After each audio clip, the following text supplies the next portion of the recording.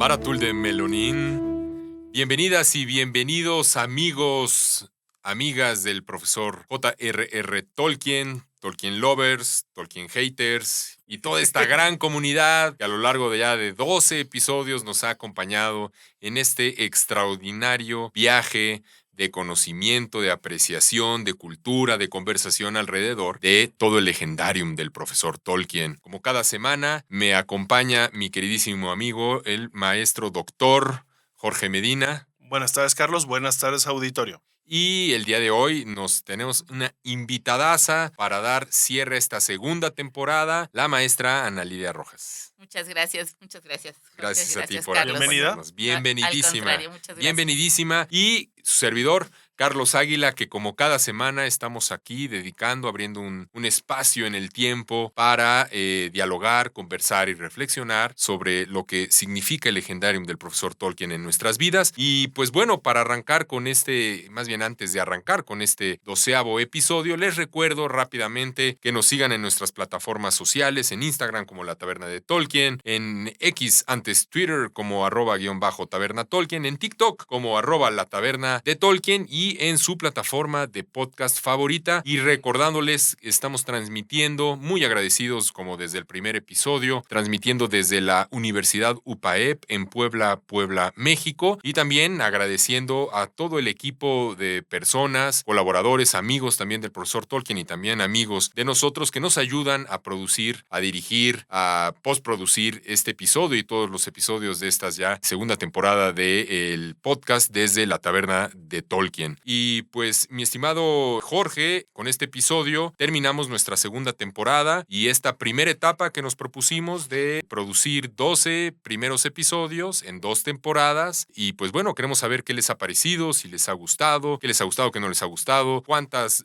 dudas hemos creado, cuántas certezas hemos compartido. Y pues bueno, ya estén pendientes de nuestras redes sociales y podremos compartir la llegada de la tercera temporada, que hay por ahí ya varios temas rondando en el aire que por supuesto queremos compartir con todos ustedes. El episodio del día de hoy se intitula Personajes secundarios que no son tan secundarios. Y con esto arrancamos con el episodio de hoy.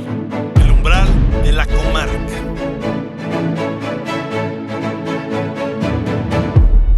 El tema que ha propuesto el maestro Carlos Águila es bien interesante y motivo por el cual tenemos a la misanita. A ver, voy a introducir el tema de 2 formas. El primero y más obvio, pues es que hay personajes que nosotros creemos que son secundarios, pero que en el fondo no son tan secundarios, ¿no? Porque tienen un rol decisivo, fundamental, y esto es muy interesante porque ¿qué personaje en la saga del Señor de los Anillos, por poner un ejemplo, o en el Silmarillion, por poner otro, o en el Hobbit, por poner un tercer ejemplo, al final no termina siendo decisivo para el desenlace final de una historia? En este sentido, parece ocioso la clasificación y es interesante. Pero hay un segundo estrato de lectura que me parece el más sugerente. Parece que en la economía del ser, en la existencia, todos tenemos una misión que cumplir.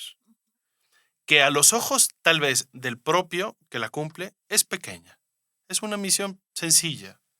Llevar esto, hacer aquello, prender tal fuego, liberar a tal prisionero. Pero eso produce un desenlace muchas veces inesperado, que termina volviéndose la salvación o la ruina, la liberación o el oprobio.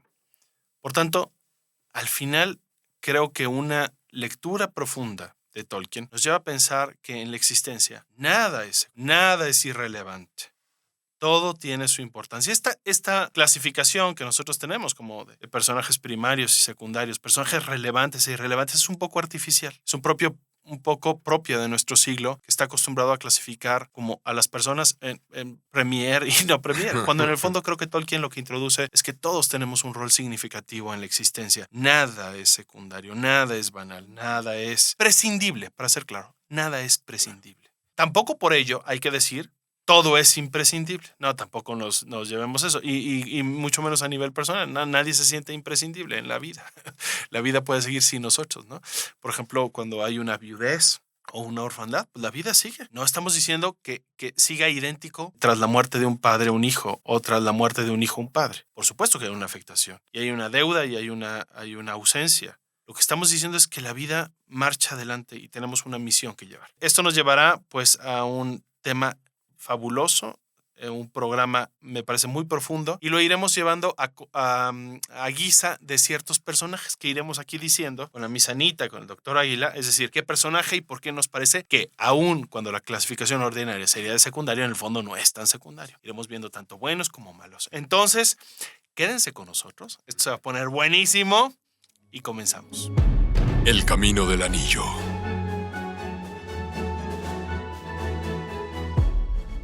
Como puedes ver, mi Sanita, nos vamos acercando al Monte del Destino. Ya estuvimos en el umbral de la comarca, ahora vamos en el camino del anillo. Se encuentra con nosotros, como ya adelantábamos, la maestra Ana Lidia Rojas, una gran amiga, colaboradora. Anita, tú eres maestra de literatura, amante del buen leer y sobre todo, pues, formadora y acompañante de tantas y tantas generaciones, de buenos muchachos y buenos ciudadanos. Entonces es un privilegio tenerte en esta mesa y pues cerrar con broche de oro esta segunda temporada. Te invitamos a la taberna. en la taberna de Tolkien. Miss Anita, tenemos una tradición aquí en el podcast con los invitados especiales. Los ponemos a bailar para TikTok. Perfecto. Eso me sobran ganas. No es cierto. Esta comunidad que vamos creando y que pues, somos amigos al final del día siempre, pues tenemos interés como de saber y conocer cómo fue tu primer acercamiento, contacto con el legendarium del profesor Tolkien. ¿Fue a través de un libro, a través de las películas, a través de alguna receta también? O sea, ¿y qué significó para ti, qué ha significado en tu vida el ir caminando acompañada del profesor Tolkien? Creo que como muchos que a lo mejor a veces somos medio villamelones en este sentido, todo comenzó realmente con las películas. Quizás una otra parte fue más Narnia, como en este camino de algo más simple. Y cuando tuve ya la oportunidad de ver la primera película, me encantó. Y luego vi la segunda y se me hizo muy pesada. Me costó mucho trabajo en esa primera visión en el cine. Aparte fue un 1 de enero que la vi, entonces, bueno, traes como que el cansancio Desvelada. y todo. Sí, no. Bueno, 1 de enero. Bueno, okay. Fue como muy pesado, ¿no? Pero en algún tiempo tuvimos oportunidad y nos íbamos una semana a Huastepec. Cabañita, el chapoteadero, y entonces me llevaba yo mis libros y el primer libro que leí, lo leí ahí en Huastepec. En una semana leí La Comunidad del Anillo y yo dije, wow, ¿qué me encontré? ¿No? En una semana te echaste el primer libro. Sí. O sea, Okay. realmente me apasionó, me encantó no nada más la historia, me gustó mucho la forma de escribir del profesor Tolkien, las descripciones, el dibujo literario del dibujo en palabras, de los personajes, de las situaciones, cómo podías tú a través de las palabras ver, sentir, respirar, o sea, todas estas cosas que los sentidos no están de primera en una lectura, pero el maestro Tolkien, el profesor Tolkien, te eleva a ese nivel, ¿no? Entonces, bueno, poco a poco me fui acercando y después dije, bueno, a ver, vamos a regresar con las películas. Y entonces regresé a las películas. Y entonces dije, wow. O sea, ¿Cambió la forma en la que las habías visto por primera vez? Sí, definitivamente. Y me fui teniendo mis episodios favoritos de cada una de ellas. Para mí, por ejemplo, la primera película, El martirio de Boromir, es una escena que no puedo superar y cada vez que la veo lloro. Sí, cuando llegan los elfos en la segunda y todos se cuadran ante Legolas, ¿no? Por ejemplo, reconociendo pues su nobleza. Su linaje. Ajá, o sea, Príncipe. son muy bonitas, ¿no? El cómo se inclinan todos en esta última escena, en el retorno del rey ante los 4 hobbits y todos, ¿no? Mis amigos, ante ustedes no se inclinan ante nadie, ¿no? Entonces, como que son esas escenas que te van marcando y que la vas viendo para seguirlas viendo, ¿no? Entonces, di en hacer mis maratones de vacaciones de las películas extendidas. Ok, vámonos. Pues eso sí son un par de días. Hobbit y las 12 horas del Señor de los Todo lo Anillos. demás. Oye, y después de la extraordinaria introducción que hizo el doctor Medina respecto al tema del episodio de hoy, pues bueno, podríamos, coincido totalmente con lo que tú mencionabas, ¿no? A la hora de, bueno, ¿y cuáles son personajes principales y cuáles son secundarios? La verdad es que yo me hice bolas porque pues todos tienen como un papel importante en su historia, en su senda, un cometido muy concreto que tienen que lograr. Sin embargo, pues hicimos como una selección de algunos personajes que no son como los clásicos que podríamos decir, estos son los referentes, que casi siempre son los que conformaron la Comunidad del Anillo. Claro. Los 4 hobbits, Gandalf, Legolas, Aragorn. Gimli, Aragorn y Boromir. Fuera de ellos, Anita, ¿tú qué personaje secundario consideras que no es tan secundario y que te ha atrapado y que quisieras compartir? Cuando me hicieron favor de invitarme, la verdad es que pues, me di un poquito a la idea, al trabajo de pensarle, ¿no? Parte de lo que comentabas tú, Jorge, lo que comentabas tú, Carlos, con respecto a algunos personajes, más los que tenía yo en la mente, ¿no? A mí es un personaje que me gusta mucho, es Eowyn. Eowyn. Me parece una mujer muy interesante y que a veces se pierde un poquito en la historia, es que llegas hasta el final donde dices wow y entiendes a lo mejor un poquito esta analogía o esta alegoría de la Virgen venciendo al mal, ¿no? Al rey brujo. Exactamente, ¿no? Entonces creo que es un personaje que me parece que le da en la cara a todas aquellas personas que dicen que el profesor Tolkien era Un machista. Sí. Sí. Entonces, Esa es la prueba dice exacto, mi hija, ¿no? que era feminista, que ese es el pasaje para decir que era un buen feminista. Totalmente, ¿no? Pero leyendo, o sea, y buscando un poquito, también me encontré con una parte que me pareció muy interesante, y es que ella no dimensiona que en un momento determinado de su vida, por más que ella quiere ser esta guerrera y tiene estas ilusiones de ser la líder, no dimensiona el valor del servicio al que está llamada. Y se le olvida esa parte, ¿no? O sea, porque ella está llamada en ese primer momento de su vida a estar con el rey, a la familia, y como que desecha o menosprecia el valor del servicio a los demás en la sencillez. Y entonces, o sea, yo no lo había visto de esa manera. O sea, la verdad es que yo había visto este empoderamiento de ella al final y esta búsqueda de ser reconocida. Y después, a la hora que como que me puse a rumiar un poquito el personaje, dije, bueno, porque ella también no dimensionó ese valor del servicio Claro, sin a los embargo, demás. lo acepta de cualquier manera. O sea, yo creo que Eowyn tiene un desarrollo de personaje muy, muy completo. Sí, Muy completo. Porque pues, los primeros años de su vida, bastantes, precisamente los pasa, como mencionas, ¿no? Al servicio. Y ahí al lado de un rey que se viene a menos por la influencia de Saruman, fundamentalmente. Y ahí está. Y es de los pocos que no se separa y no cuestiona, a pesar de ver cómo su rey, su tío, se va desmejorando de una manera terrible.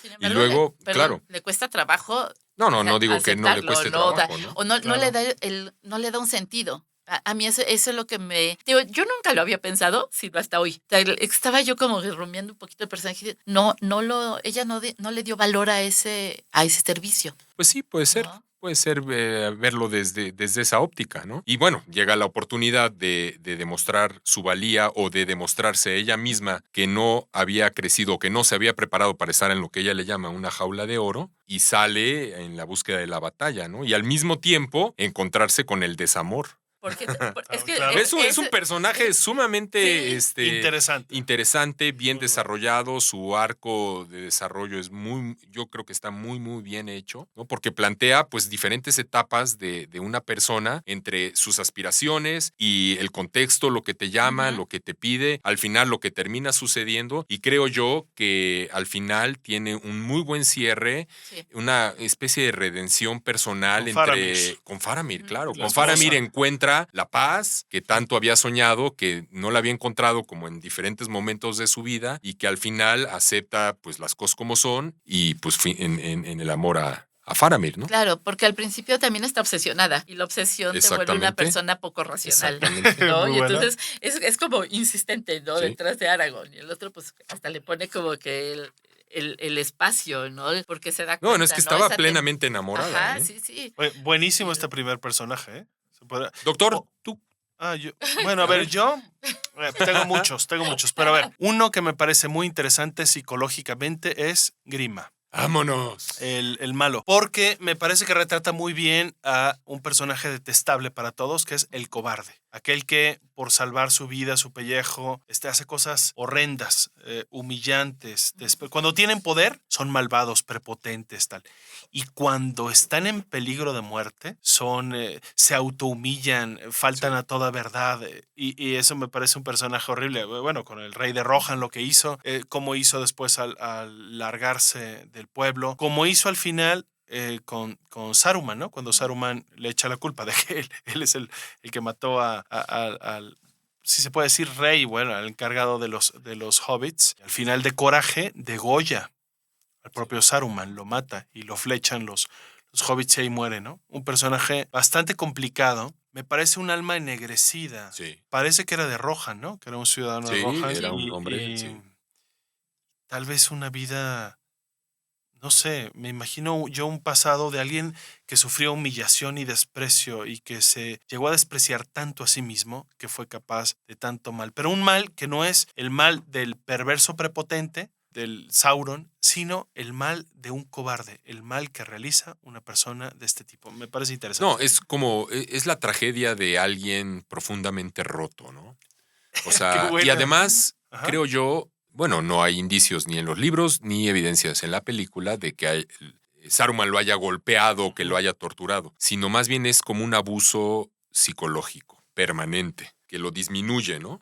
Y es como este perrito Bueno, callejero, así dice al golpeado, final golpeado, del Señor de golpeado, los golpeado, Anillos, como golpeado. perro. Exactamente. Lo tenía como Sí, es perro. una verdadera tragedia de un personaje totalmente ¿Tú roto. qué opinas de Grima? Fíjate que me parece que la personificación que hace Jackson de él en la película responde a todo esto, ¿no? Esta tez amarillenta, blanquecina, casi transparente, los ojos hasta hundidos. O sea, ¿cómo es la personificación de esto que te carcome por dentro? Entonces, y cómo la postura de él susurrando, siseo, es una muy buena personificación de la maldad, ¿no? Hombre, yo les traigo A ver, ¿tú? otro personaje de mis favoritos, que ya lo hemos nombrado tanto en este video podcast, que ya ni tan secundario. A ver. parece. Tom Bombadil. Bien. Nadie lo esperaba. Nadie de la audiencia. No, es que no deja de sorprenderme, mi querido George. Anita, yo soy fan de Tom Bombadil, este misterio, este misticismo que le rodea, y me di a la tarea de buscar todavía un poco más de lo mucho que hemos platicado, y di con la carta 144, Bien. donde, entre muchas otras, Tolkien le dedica un par de líneas. Al parecer, una lectora o un par de lectores, pues le vuelve a preguntar, ¿y quién carambas es Tom Bombadil? No explicas a profundidad, tal, y él se da la tarea de responder, y voy a permitirme leer un Por par de favor. cosas que responde el profesor de una manera magistral, como siempre, una persona de carácter firme. Yo me lo imagino escribiendo esas cartas y dice, entre otras cosas al respecto, dice, miren, creo que está bien que muchas cosas queden sin explicación. Ok, o sea, de entrada ya no vuelvan a preguntar, esto se va a quedar. Especialmente si la explicación existe en realidad. En una era mítica debe haber algunos enigmas, como los hay siempre. Tom Bombadil es uno de ellos, entre paréntesis, intencionalmente. Y lo vuelve a revestir de este misticismo, de este personaje que no le toma la importancia quizá, que tú estás desesperado viendo el tema del anillo y este cuate. Y me gusta más adelante, George, a ver, guardada toda proporción, a ver qué te suena. Más adelante explicando por qué Tom Bombadil es una persona que no le hubiera dado el significado al anillo, que lo hubiera perdido, que igual no se involucra en las guerras de la Tierra Media. ¿Por qué es así? Y dice, fíjense, Tom Bombadil ha renunciado al control, como quien hace un voto de pobreza. Y es aquel que se deleita en las cosas y en la naturaleza por sí mismas, sin ninguna referencia a su propia persona, contemplando, observando y hasta cierto punto conociendo. Entonces, la cuestión de lo bueno y lo malo, el poder y el control, carece de Tom Bombadil de todo significado. Y entonces los mecanismos del poder son completamente inservibles. Guardadas todas las proporciones, me trajo inmediatamente a la mente San Francisco de Asís. Pensé eso. Sabía. Qué buena interpretación. Y entonces por eso no. ¿sabes? Cuando ya estás libre de Le es todo. irrelevante. Es irrelevante esto del poder. Pues, mañana veré qué como. Mañana veré dónde duermo. Es Eru Ilúvatar el que ve por mí. Y el que verá por este mundo al final de los tiempos. Y me parece, de todo lo que he encontrado, de las mejores explicaciones de por qué Tom Bombadil pues es este personaje que tanto llama la atención.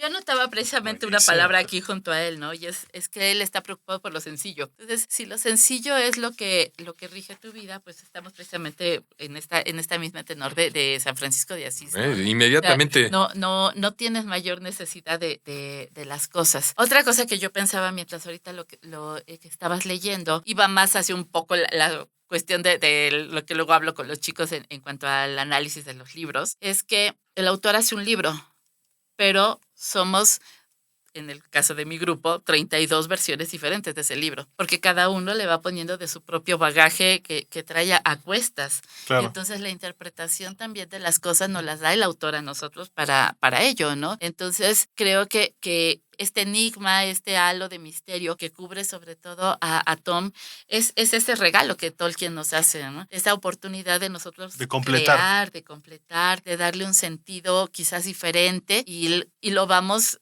moldeando a muchas cosas que pudieran ser cada vez más significativas para nosotros. Y entonces para unos es uno, para otros otro, y va acomodándose en nuestras necesidades, ¿no? Oye, aunque ya hemos dicho en algún episodio algo de la subcreación, hay que dedicarle un episodio completo a la subcreación, que es el tema que es como el lector completa la obra del autor. Y en este caso yo creo que son guiños que pone Tolkien para que nosotros nos esforcemos para completar su obra y hacer así una hermenéutica variada de su obra.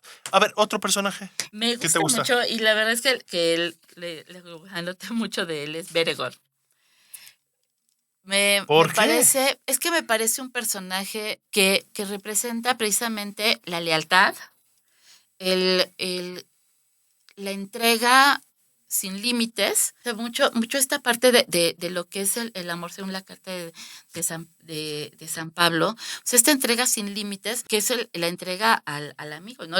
El amor al otro, al prójimo, y sin importar las consecuencias. Nada más quizá para introducir a quienes nos escuchan, Beregor es miembro de la guardia personal de Denethor. Exactamente. ¿No? En Minas Tirith. Y aún así él protege a Faramir, aún sabiendo las consecuencias de su decisión, ¿no? Eso le podría acarrear la muerte, y él decide hacer lo correcto. Y creo que ese es uno de los, o sea, es un personaje que tiene una carga didáctica, quizás para nosotros muy fuerte, porque nos es muy fácil decir, pues si me lo dijo, mejor no lo hago porque ya me lo dijo, y entonces, aunque no sea correcto, ¿no? O sea, es que es muy fácil escudarnos en me lo dijo alguien más que tiene autoridad, pero a veces esa autoridad no te está diciendo algo correcto. Claro, el dilema de qué te dice tu conciencia. Exacto. Para dónde tirar, ¿no? Uh-huh. Para dónde ir. Sin duda es un extraordinario personaje también. Sí.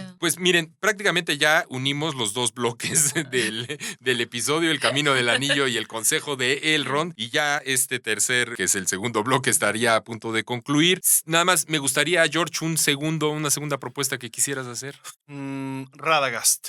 Me gusta como mago. Vámonos. Me parece que a veces en las Peter Jackson no le dio. Bueno, al final en el Hobbit le da un poquito más de juego al personaje. Pero, a ver, lo presenta como un mago así como entre. Que le gustan los opioides y cosas así. A ver, no, bueno, no se sabe nunca. A ver, qué fuma. Yo creo que. Exactamente. Esa es una buena forma de decir. A ver, yo creo que es un mago que se ha hecho uno con la naturaleza. Habla los idiomas, y Radagast le enseña a Gandalf a hablar los idiomas de las aves y de otros animales. Entonces, esto será vital, por ejemplo, para el escape de Gandalf de Saruman. Claro. Radagast me parece un mago interesante porque también se ocupa de una historia que a veces es importante tener en cuenta, la vida de lo que no es humano. Y que Tolkien también lo tiene. O sea, tú haces un flanco, ¿no? Este feminismo que está en Tolkien muy presente, una versión desacartonada de la mujer y atípica para la fecha en que escribe El Señor de los Anillos, una posguerra donde ese tema no era nada bien visto. Y otro guiño interesante es cómo se adelanta en este franciscanismo que tú piensas en Tom Bombadil. Yo lo veo también en Radagast como un amor a la naturaleza. Lo tiene en toda su obra, pero en Radagast lo veo muy claro. Un cuidado de lo pequeño, de lo insignificante, del conejo, de la liebre, un cuidado del árbol que está envenenado, un cuidado de la planta, de cada ser. Parece que es un mago preocupado por lo que a ojos de los demás es irrelevante. Y a ojos nada más y nada menos que de Saruman. Es decir, quien es capaz de cortar la vida, talarla para fines bélicos. Me parece esta polaridad interesante de señalar. No, hombre, y a mí siempre me ha llamado poderosamente la atención los 5 Istari, como estos seres que vivían de la abundancia y de la paz y de lo mejor, y sin embargo, pues queman las naves para ir en busca del cuidado de los hijos de Ilúvatar. Y eso, ya que después se perdieron, como Saruman y como el otro más de los magos, que al parecer también, que no se explica mucho más a profundidad, pero al parecer también toma otro camino, pues no deja de tener una valía esto de ir respondiendo un llamado, una misión específica al cuidado de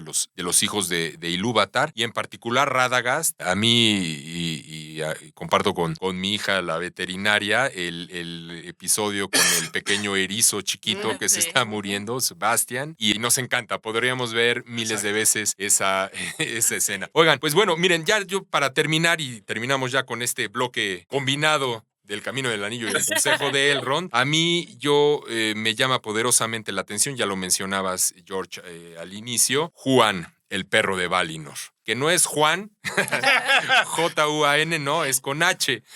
Juan. No, si fuera mexicano el profesor, si hubiera sido mexicano el profesor Tolkien, a lo mejor sí le pone Juancho. Mi perrito Juan. No, este es Juan. Y es extraordinario ese personaje. Es extraordinario. Es este perro sabueso, entrenado por Orme, uno de los Valar más poderosos, el cazador. Lo dota de sabiduría, lo dota del consejo, de la compañía. Y para todos los que tenemos... El don de la palabra. Además, el don de la palabra.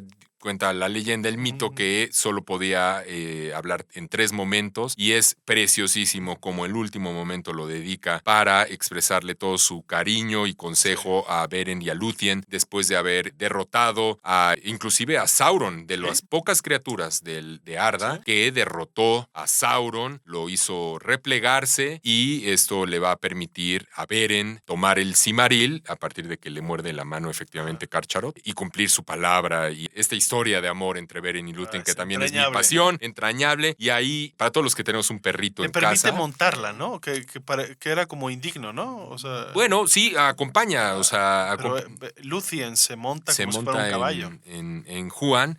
Y pues a mí me encanta. Es un personaje que acompaña la historia de amor de Beren y Lúthien de una manera tan bonita, que era lo que le faltaba, esa historia de amor, que también podríamos incluirlo en nuestra 3ª temporada. Me gusta. Y que sea por ahí de febrero. El amor y amistad en tiempos del profesor Tolkien. Bueno, en fin, y con esto terminamos ya este segundo bloque de nuestro episodio, y vámonos ya al cierre del episodio.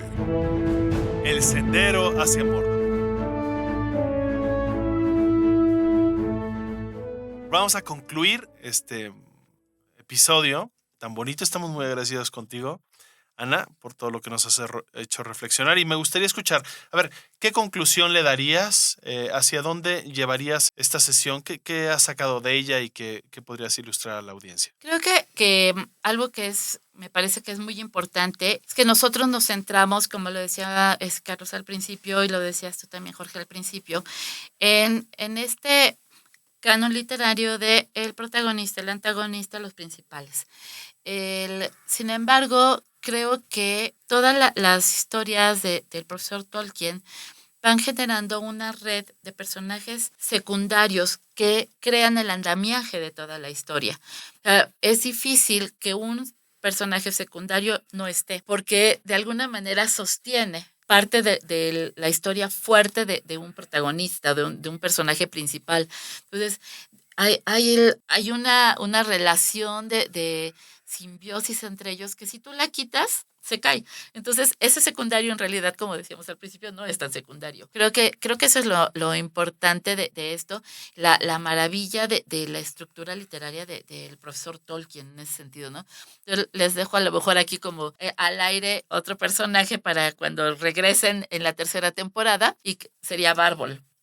Fabuloso el árbol. Por un lado, la parte a lo mejor Pastor de árbol. con las Pastor personas de que árboles. se dediquen a esta parte de la agronomía, pero yo me iría Mira, a la... podríamos o sea, invitar, sí. yo cuando pensaba en Bárbol, pensaba un poquito en Michael Ende, en la Historia historia sin sin fin. fin y esta Morla. Sí, la Ah. tortuga. Cuando ella tenía El esta, cerro. ajá, y que tenía alergia a la juventud. Cuando Bárbol, en esta infinita sabiduría del profesor Tolkien, acoge a los hobbits, ¿no? Con todos estos años y en su lentitud, en su pasión lenta, en su pasividad, entiende perfectamente ese lenguaje apresurado de estos niños para él, ¿no? Entonces, bueno, lo dejo ahí Hombre. sobre la mesa. Qué bonito. Está fuerte, ¿eh? Padrísimo. ¿Tú, Carlos?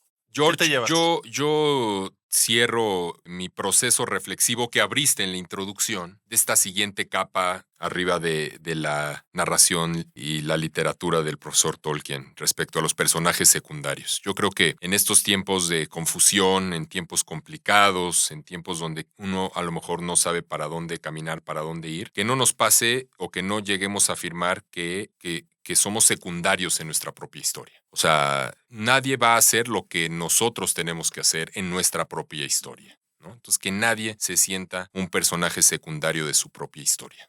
Nada Por más. mi parte no tengo una coma que añadir a esto. Que tengan una extraordinaria jornada a la hora que nos estén oyendo. Y, a ver, ¿quieres antojar algo de la siguiente temporada? No, hombre, pues se vienen cosas muy padres. Estaremos hablando quizás sobre los animales en la Tierra Media. Vegetales, los Lo- árboles, claro, Vegetales. pastores. sí, sobre temas de la naturaleza en la Tierra Media, hablar sobre el amor y la amistad. El del amor está buenísimo. Sí. A ver, esto está buenísimo. Hay muchas cosas que quedaron en el tintero. Estamos tan agradecidos con nuestros invitados que nos acompañaron a lo largo de estos 12 episodios. Y pues nada, esperen la llegada de la tercera temporada. Muchas gracias, George, por acompañar este espacio en esta primera etapa de la Taberna de Tolkien. Y gracias a todos ustedes por acompañarnos. Les recuerdo nuestras plataformas. En Instagram como La Taberna de Tolkien, en X antes Twitter como @_Taberna de Tolkien, en TikTok como @La Taberna de Tolkien. Y no olviden suscribirse, por supuesto, a este canal. Denle me gusta, dejen sus comentarios, háganos todas las preguntas y con mucho gusto estaremos compartiendo pues nuestra opinión desde La Taberna de Tolkien. Namarie. Adiós.